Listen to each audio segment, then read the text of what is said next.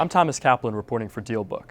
Caterpillar announced on Monday that it has agreed to buy Bucyrus International for $7.6 billion to expand its business selling mining equipment. The deal places a 32% premium on Bucyrus's shares. We're joined by Stephen Volkman from Jefferies to talk about the deal. Caterpillar now is obviously a household name, Bucyrus not so much. What's the allure in this deal for Caterpillar? Well, I guess it depends on the household you're in. In mining households, Bucyrus is actually a household name, believe it or not. So what this really does is it expands CAT's presence in the mining business to the very, very large end of the equipment range. And it's really a natural fit with CAT. There's almost no overlap actually on the equipment, but there's a huge overlap obviously on the customer base. Now, one thing that CAT said today, their executives said on their conference call, was that customers have said they want to deal with fewer suppliers. How much does that factor into this deal? Well, I think it's true that customers want sort of a package deal. And remember, the mining business itself is very consolidated at this point. Probably 80% of all equipment is bought by the top, 10 miners globally. And, they don't want to have to go to different suppliers for different types of equipment. They prefer sort of one-stop shopping. And CAT actually, after this deal, will be the only company that has the full product of above ground and below ground mining equipment. Now, we saw a 32% premium here. What do you make of that? Well, I think there's a realization that this business has been through a downturn and is starting to recover, but probably still has a fair amount of runway ahead of it.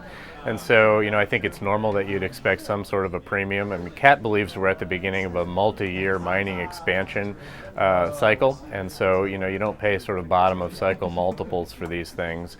You try to do something more mid-cycle. It's going to be accretive to CAT's earnings by a little bit, not including the sort of step-up accounting adjustments that happen in year one. But, I think CAT sort of paid as much as they could and still leaving a little bit of accretion for themselves. How about any regulatory issues? I guess because, as you said, there's not much overlap in products, that is not a huge concern?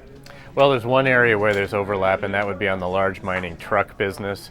But, by my estimates, CAT probably has 45-50% of that market globally. Terex, which was the brand that Bucyrus had, probably only had, 5% order of magnitude. So pretty limited amount on the Terex side. And so I think that's the only area where there could be something to look at, and it's such a small part of this deal, I just don't see it becoming a big issue. And one thing that CAT emphasized in announcing the deal today was that they really see this as a bet on the future of mining, especially in emerging markets. What do you make of that? Well, absolutely. As I said earlier, CAT believes we're at the beginning of a multi-year expansion cycle. When you look around the world right now, the mining capacity utilization is probably right around 90%, which when you think about the fact that we're still in a pretty depressed economic environment, that's impressive. We've never seen capacity utilizations that high this far down in an economic cycle, and that's certainly reflected in commodity prices, which continue to do very well. So the commodity markets are telling you there's a very tight supply-demand, and frankly, the only solution to that is more capacity. And so I think CAT's betting on that capacity expansion, as are a number of others, and I think it's sort of borne out by the fundamentals in the commodity market. And there already has been a lot of consolidation in this space. Do you see any more deals in the pipeline, or are there really just not too many players left to be snatched up? Yeah, it's pretty limited.